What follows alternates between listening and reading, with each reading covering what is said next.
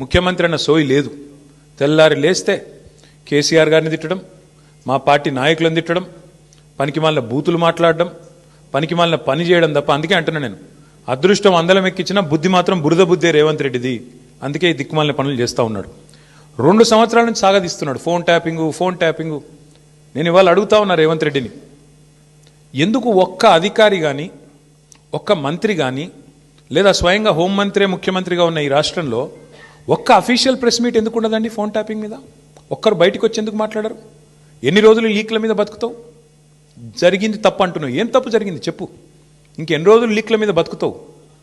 ఎన్ని రోజులు లీకులు ఇచ్చుకుంటా ఫలానా వల్లదైంది, ఇదైంది, అల్లమైంది, బెల్లమైంది, పనికిమాలిన లీకులు తప్ప ఒక్క అధికారిక ప్రెస్ మీట్ ఈరోజు వరకు ఉందా?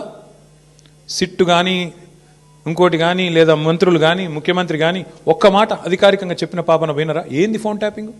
ఎవరి ఫోన్ ట్యాపింగ్? ఎక్కడ ఫోన్ ట్యాపింగ్? ఏం జరిగింది? రాజకీయ వేధింపులకు ఇంకా విచిత్రం ఏంటంటే